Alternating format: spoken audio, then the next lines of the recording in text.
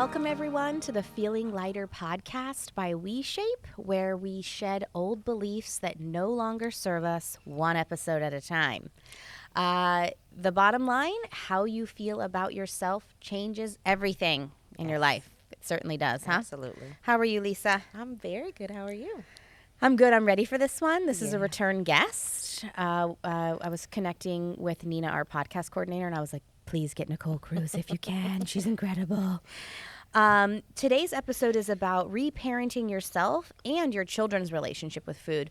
When we had Nicole on previously, we talked a lot about parenting, and we will today. And so I don't want people who are listening to this to say, oh, this doesn't apply to me. I don't have young children. Because oftentimes when we're talking about parenting, it's actually an opportunity to reparent ourselves. Absolutely. So if you're hearing about parenting techniques or ideas or concepts, think about how you were parented and how we could use these things not only to help our children, but for those of us who are not in that stage or in that season, we can actually reparent these parts of ourselves. So this gets, I love the topic of parenting and child development. I mean, honest, that was actually my background. That's what I went to school for, because it's a root thing. I always like to go to the root things, right? Like, so this is a really good opportunity, like I said, even if you don't have children, to tap into those parts of how you were parented around food. This is where most of this stuff comes from. Absolutely, it does. Yeah. So I'm going to read Nicole's bio, and then we'll welcome her and get started, because we have a lot of questions today. Okay. Several. Nicole Cruz is a registered dietitian and parent nutrition coach who believes that the foundation to quote-unquote healthy eating is having a healthy relationship with food. She works with teens and adults to heal their own relationship with food.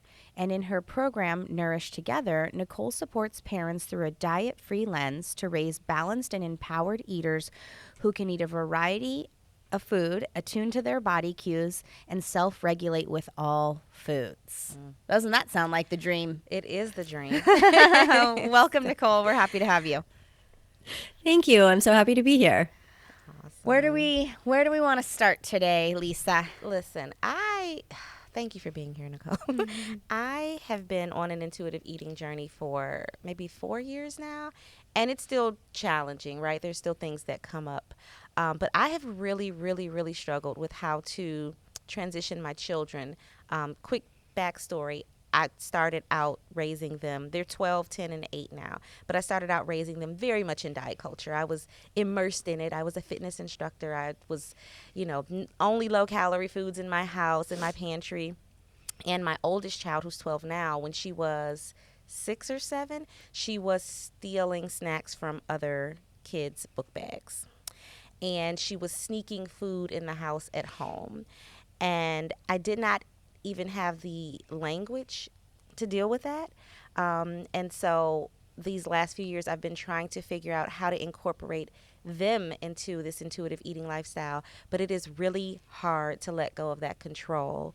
And so, I want all the tips and all the information and really just where to start with children, because I think that's so key to know, even how to talk to them about it so that it doesn't become this stigmatizing thing around food. Because I started out the wrong way for sure. So it makes me think about this idea that first of all, our culture gives us this permission that you're the parent and you're in control. Right. So I don't want to throw the baby out with the bathwater there, because in some ways we have to be in control of some things for their own safety. So it's all about that line, right? And I hope that's what you're saying too, is we're the parents, so we have to take some responsibility. We can't just throw our arms up with everything. That might actually do damage too. So defining the line and maybe just starting with sharing with us what lens do you look through when you're looking through this as the parent, and where do you insert control, where do you not insert control? It's a tricky line. Yeah, it absolutely is. And that's one thing that I really work with parents on, that I work with closely, is still being parents. It's absolutely still okay to be parents. And even around food, you don't have to allow your house to be a complete free-for-all where then you're dealing with, snacks left and right. You're cooking meals. No one's hungry for them. No one cares. They get up from the table and just make whatever they want separately.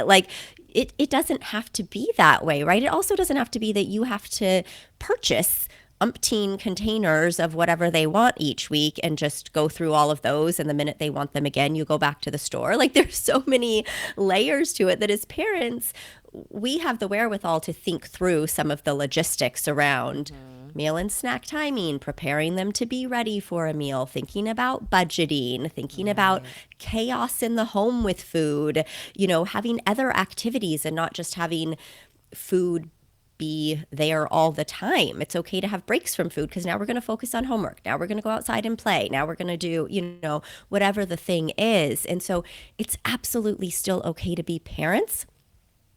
We just want to be thoughtful about where that comes from. Okay. And I think what happens so much in our culture is because we look through this diet culture lens around healthy versus unhealthy and the way that we feed our kids, it determines the rest of their lives, right? We have so much pressure on us to feed them right from the second they're born. With breastfeeding versus bottle feeding. And then when they move into solids and, oh gosh, heaven forbid you give them a sprinkle of sugar or, don't make your own baby food or like whatever the things are. There's just so much pressure that also tells you if you're being a good parent or not.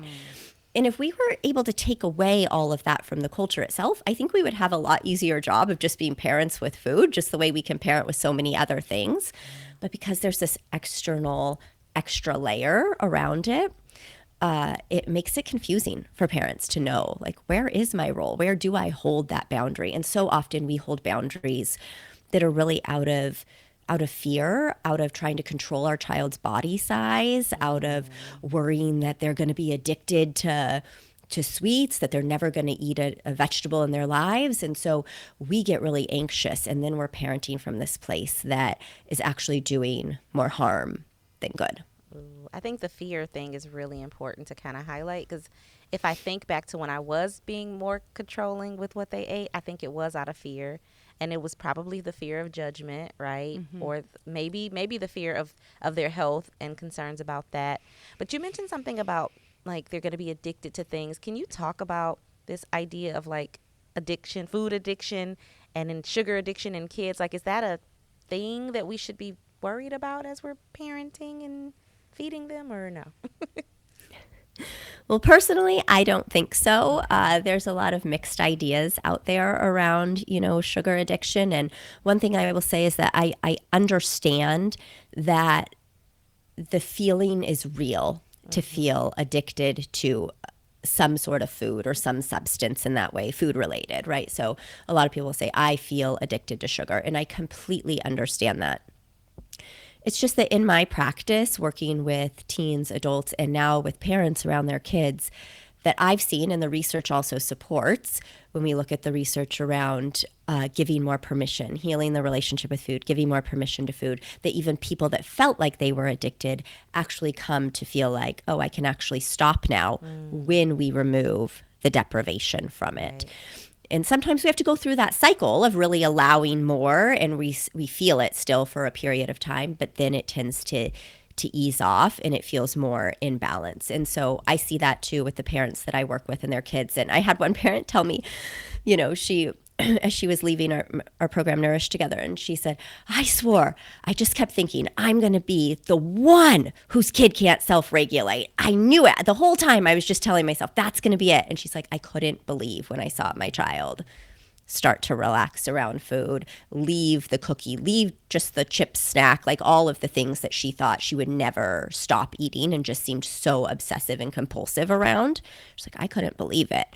So I just know how this work goes when parents really lean into it, when individuals really lean into it and allow themselves to go through the process. So I don't want to take away anyone else's experience, but my experience in working with clients has been that it's usually caused from a sense of deprivation, scarcity that drives that feeling of addiction. And I can speak for myself. I felt that way too, in my teen and early adult years, that I was addicted to sugar. I full on believed that until I worked through healing my own relationship with food.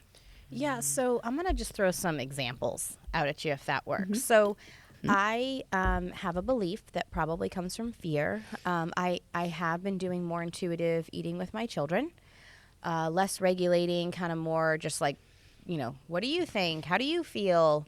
And my younger daughter has really kind of flown into that. I can see her.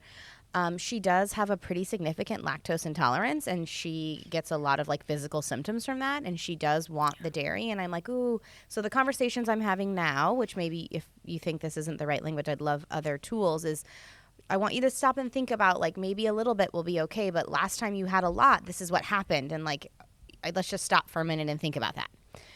But I feel like that journey is going pretty well. My older daughter has some neurodivergence that really serve her a lot in her life. She has a beautiful mind. There are also challenges that come with that. She's extremely dopamine seeking, and she will get the dopamine wherever it comes. And food is often a way for her to get that dopamine. And it's hard also for me, and I'm honing in on the question here. I'm going to get there. There are certain things, like, for instance, red dye, for instance, where I actually see significant changes that happen when she makes choices around that. And there's a part of me that just wants to surrender and say, whatever, like, listen, I guess your body will tell you if that's not okay. But then as the parent, I feel like I have to pay the price of those decisions. Like, I have extreme meltdowns, lots of anger. Like, I see this emotional repercussion that comes from this physical thing that's happening in her body, and I get stuck there about what to do around that, because I know if I tell her not to have the red dye, it actually makes it like she wants it more. Right. But then when I give complete freedom around it, she always goes for it. And then our family is like dealing with tons, like I literally see her pupils dilate when she has it. Like she has we always say, oh no, she had red dye today, because it's like everything changes. And maybe I'm wrong. Like maybe I'm just looking for that, and then like, man, I don't know. For sure. So let's look at both of those, which I think are very similar. But with the lactose example, right? Actually, they're very similar.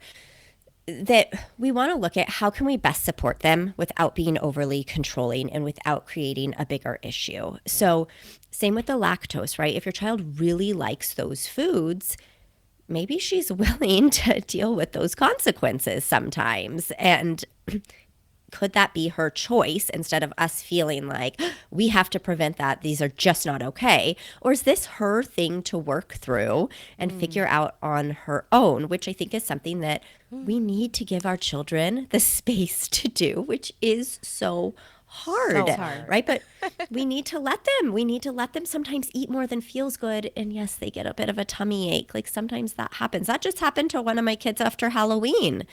And he had a tummy ache. The other two didn't at all. They were very moderate. And he just sat there and ate and ate and ate. And he kind of laughed. He said, I think I ate too much. My stomach really hurts. And I was like, totally. It'll pass soon. It's okay. Like, yeah, that's a learning experience for you. Yeah. So maybe she needs to learn. With that said, can we look for, are there lactose-free products that she could have? Mm-hmm. Are there alternatives, that are dairy-free that she would really enjoy that we could bring in? Could she take some lactose pills? Could we try, or the lactase pills to help with lactose? Could we try those and see if they help? Like, are there things that we could do that could still support her to really enjoy those foods? Because maybe she does. Yeah. Right? So same with the red dye piece, we're looking at, are there foods that maybe she really likes that we could bring in and see, could these be alternatives? Could we just not keep very many in the house, but buy these alternatives for her, not make a big deal when she's out and let her have the other ones? The part here too is looking at, if they, like you said with the lactose, if they recognize it, we can have a conversation about it too. If they are noticing, yeah, that doesn't feel very good to me. Okay, how do you want to navigate this? But if they're like, no, I just want more, that's where I get to, what is the potential consequence or damage if we try to pull back more and more? Mm-hmm. And is that worth it then? Mm-hmm. And that's what we're consistently trying to weigh out, is to go, okay, so if I say absolutely none of this, is she going to be sneaking it, hiding it? And then what's the shame and guilt for that on top of her getting it anyways and all of the things, right? Yeah. Versus how do I just create that supportive environment where I don't have it around too much, but maybe she does still get exposure some places, and those are the moments we just have to lean into and know that they're going to happen, and she's figuring it out and we're trying to work with her on it. And that's what it is. It's complicated too, because like my daughter who's lactose intolerant, she gets an immediate stomach ache. and has digestive problems. So she has that cause and effect. My older daughter has no connection with, there's no reflection or awareness of like, you ate that and now you've been having a violent meltdown for 2 hours. Like there's just no connection there. Yeah. And so I think that's what's also difficult. And this is where I find it so fascinating with the work that you do and the fact that you are a registered dietitian, and that, you know, like how do we acknowledge that sometimes certain nutrients or ingredients impact our body or maybe our emotional reaction? Like how do we play nicely with food freedom and the science behind nutrition? Yeah, and I think that's what it is, right? It's always looking at both sides of it. Even, you know, if somebody really enjoys dairy but knows that it makes them upset, they might decide sometimes, you know what? Maybe that ice cream looks so good and I want to have some, and it might bother my stomach a little bit. Yeah.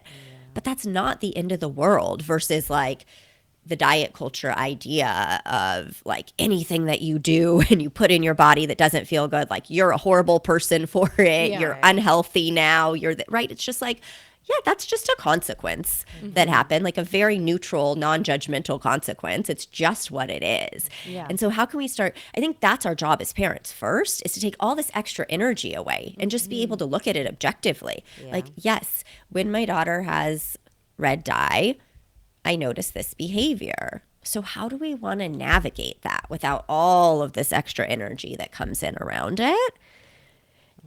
Yeah. Right. And so that's a lot of what it is, I think, is the fear. Again, going back to the fear and needing to control it so deeply versus giving space to work through it. Yeah. Right. It's also for me, though. I have an 8-year-old son, and he goes to town on the snacks. And I keep a very well-stocked pantry of all types of snacks because I want them to have food freedom and the independence to choose what they want. But he gets these stomach aches, and that's fine, right? A learning experience. But then he comes and wakes me up in the middle of the night. And I am not thinking clearly at that moment to be this very, gentle parent. And like, okay, think about what you ate. I'm like upset, and I'm just being honest. Like, I'm stressed out. Now my sleep's ruined. Now the next day is going to be really hard for me. And I mean, I know I'm a parent, so we figure it out. But that is really hard on me. And so I get what you're saying, Katie. Like, when you're dealing with these behaviors and reactions from your kids' choices, it falls on you. Like, you're the one picking up the pieces and trying to like comfort them and help them. And we signed up for motherhood, but we didn't know this part. Like, well, I think it's hard. Like, I always joke with Tyler around like, oh, I wish we could just start our parenting journey now. Start over. Because like I have so much different perspective, and there would be no energy around food. It just wouldn't be. Right. But because I've spent 8 years of the oldest one's life around having energy around food, I'm like, how do I now not have energy around food? It's like, how do we make these transitions? And it is hard because developmentally speaking, and maybe we should go into this part too, where it's like, there are certain things that are more palatable. Food companies know this, right? This is like, they're not going to like make money if something tastes like crap. So it's like, how do we know that like children don't have full brain development to like think about long-term decisions? And it's like, it's so complicated, I think, when you're talking about children, because there's an intersection between, they don't, like your son, like it's not like the 6th time he was like, oh, I got a stomachache, I don't want to wake up in the middle of the night. He's like, I'll just keep doing that. Keep doing it. And so, I guess we do that as adults. We too, do. though. And that, Ouch. Yeah. Yeah, I was waiting on her to probably chastise us for that. No, I think it's all this. I mean, it's all related, though, going back to that point, right? This is how we get to be the supportive role in the feeding relationship. So if that's a regular pattern, we always want to go upstream and see if there's something that we can do to prevent, to better support, to make that not happen without being, again, overly controlling or stepping in. Okay. And so let's say that he's always doing that. Well, one is, let's look at when snack time is. Are you giving a free-for-all all evening? And is that actually not what he needs? Or do you know what I'm saying? Like, we could also decide, okay, we need to, and what I actually recommend, and recommend to my clients and what I notice in my own life is the more proactive we are as parents with providing that structure, Okay. our lives are so much easier. So if you're like, okay, this is what's happening, I don't know when, I'm just going to make up an example here please. because I don't know exactly how it's playing out in your family, but let's say that he is snacking from, whatever time, dinner time till, okay. So there's this time happening. Okay. And he's getting whatever he wants from the pantry. You can take the role of saying, I'm going to put out a bedtime snack. Again, this does not have to be a free-for-all in your home. So you can decide, I'm putting out a snack platter. And now I'm offering some fruit, some protein, maybe some crackers. Here's what's available for snack. If you're hungry, this is what you can come and eat. Okay. So then I want to pause here because I think this is super important question to ask. Okay, we put the platter out. They go, I don't want that. Here's the pantry. I'm going to get what I want. And then I come in and say, actually, this is what's available. And then how do I not feel like that's a food rule? Right. And then I'm creating food restrictions. Yep. What's the difference between a food rule and a food restriction and a boundary? Yeah. So food restriction is us saying, we shouldn't eat these foods. These foods are not good for us. You shouldn't have too many. We don't allow them regularly, right? I look at this as an ecosystem. And so when we're parenting, it's not every specific incident and exactly what you say or do, exactly what you're serving in that moment. It's about the whole environment that we're creating with food. Do you regularly allow cookies and chips and pizza and ice cream and all those quote unquote unhealthy foods, along with fruits and vegetables, right? And other protein sources and a whole variety of foods. Do you allow all of those? Wonderful, right? You're allowing them regularly and consistently. So within that, then, you are able to choose at this meal, this is what I'm making tonight. I am making hamburgers and french fries and fruits and vegetables. And no, you're not going to make top ramen because this is what we're having for dinner. Okay, here's the snack. I'm putting out chips and cheese and whatever the thing is. Some snacks include cookies. Maybe some I don't include cookies, right? Like we're still incorporating all of those foods. We're not restricting them and saying you can't have them. They are not good. You shouldn't have them too often. You shouldn't have them too much. We're still incorporating them regularly and consistently. We're just also doing the job of exposing our kids to a variety of different foods so that they can learn to like them, so that they can incorporate them over time. Because our kids are much less likely, like you said before, much less likely to go and get fruit or veggies and hummus or something like that when they can grab a granola bar right out of the pantry. Yeah, it's more convenient for sure. So what you're saying is that if I come in as the parent and say, this is our rhythm around food. Here's breakfast. Here's a variety of options. This is snack time. Here's a variety of options. This is lunchtime, like so on and so forth. And I remove sort of this like free for all with the cabinet. It's not necessarily like a food rule. It's more around like these are the rhythms of our family and this is what we're offering as the parent. And if that offering includes such a variety that we're actually not playing into diet culture. Absolutely. And I love that you just said that because one of the keys that I talk about is, so when you come through Nourish Together, the first section I call like the foundations, and that's the must do's. And those are things that like absolutely I believe have to be incorporated or nothing else is going to work. But the second step of that is what I call macro systems. And I say I love that because the first piece is establishing a daily rhythm. And what does that look like with food? And it's not like, oh, we have to have these set meal and snack times and, like we have to be to the T and this is exactly what we're eating. But it's just figuring out a rhythm with food and having some structure around it. Okay.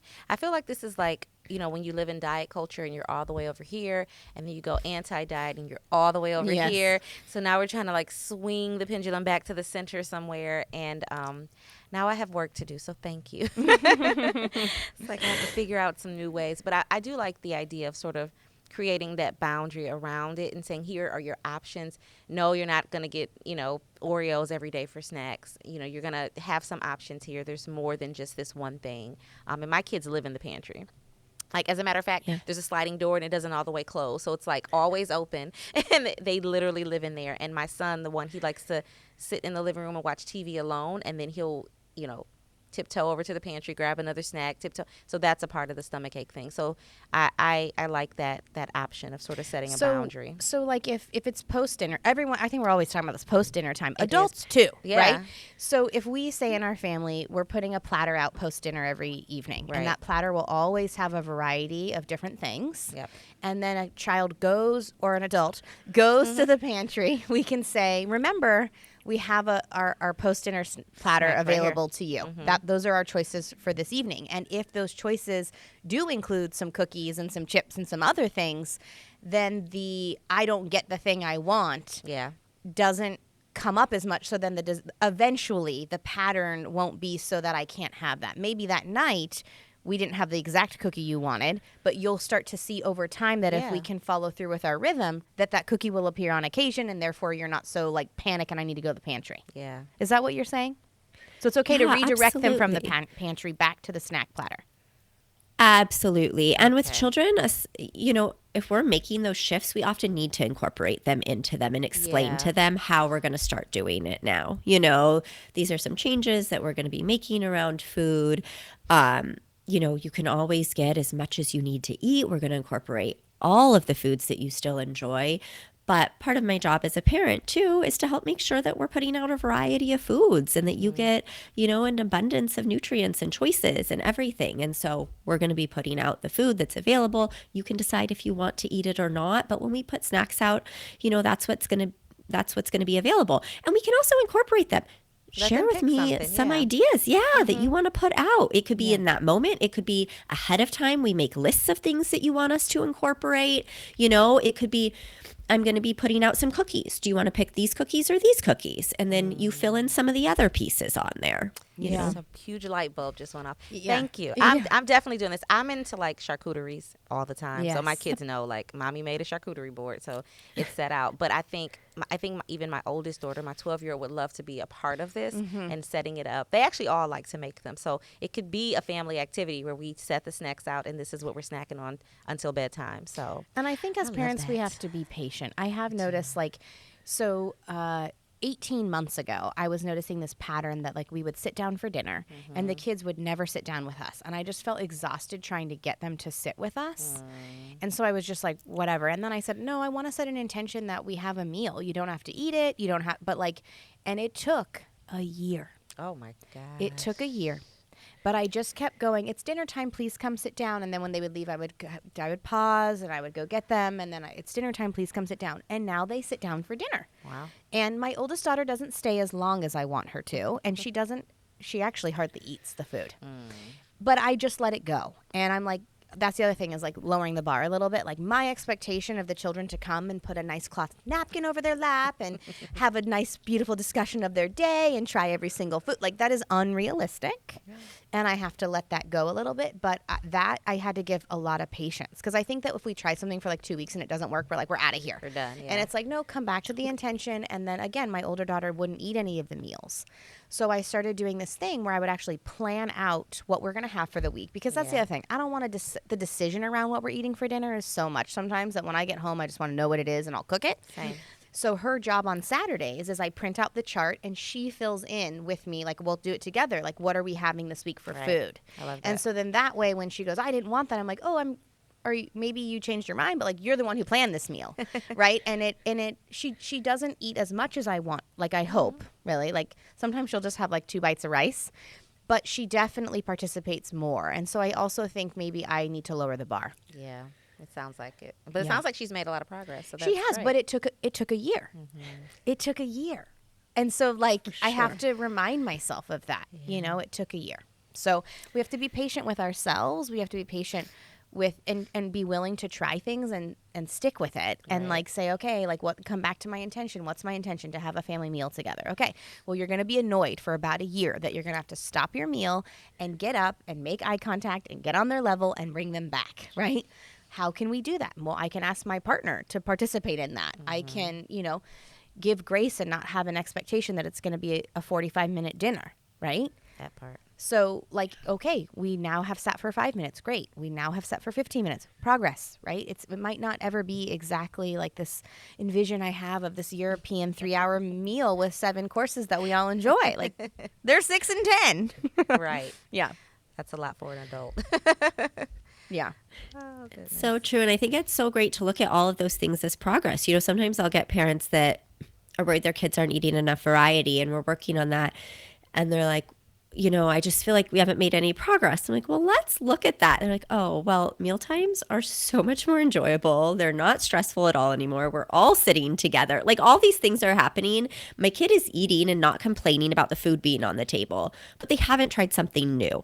Okay, but look at these layers of things that are improving. And we often just have not enough patience. And we just want it to go from 0 to 100 like now. And we don't see all of these things that need to build to get us there, especially if maybe there's been some things that need to be repaired. You know, it takes time to work through what that we're really too. doing is repairing our relationship with our own relationship with food. And I think that like, I'll just be very transparent with my child with the lactose. I don't want her to experience the stomach aches and the diarrhea and the gastrointestinal issues. And the reason for that is because I have a vomit phobia. And the way my vomit phobia works is that anytime someone has gastrointestinal distress, even if I have the data to show that it was the dairy she ate, my that's not how my anxiety works. It goes to like someone's getting sick. And so, like, if I'm really honest with myself, it's about that. Yeah. And so we have to be able to look in the mirror, I think, in this journey with food. As a parent, as maybe we're not even the season of parenting, like, it does come down to some really root things. But when we're willing to go there, I do think that's where the shift can happen for sure. Absolutely. Absolutely. I have a parent just the other day in our program, we were doing a group call and we were talking through things, and she's like, dang it, Nicole, every single time it always comes back to me, doesn't it? I'm like, It does. yes. And it's just a true mirror. that, you know, yes, it is. And it's not, that doesn't mean, oh, we just sit here and only look at ourselves and we don't make any changes, or again, we don't support our children. That's not true. But we don't want our boundaries to be set from this place again of us having this fear and anxiety around it. That's why we have to do our own work, so that we can set the boundaries neutrally, so that we can have this low energy about it, so that we can be detached from the outcome of whether they eat the meal or they don't, right? Like, that's where we have to do our own work. We can still implement the practices, but we have to be more neutral about it. Well, I hope that our listeners today, if you're in the season of parenting, can walk away with some really incredible things to think about. I hope that if our listeners are not in the season of parenting, they can maybe have an opportunity to look at how they were brought up around food and how that parenting impacted their relationship with food. But also, I hope that it can provide us an opportunity to not judge other when we see parents feeding their children certain things, because that doesn't help anyone. So At all. I hope that, like, having this more like in-depth conversation around parenting and children and food, we can all as a collective community come together and hold more space for one another. But before we let you go, Nicole, I got to ask the feeling lighter big question, which is, what's an old belief that you have shed that has impacted your life in a big way? I feel like there's so many, so many things that we could say here. And I think that you know what, we actually talked about this a lot today, and I think that it's something that I'm really still working on. But I think that it's really that my job is not to actually control my child's relationship with food.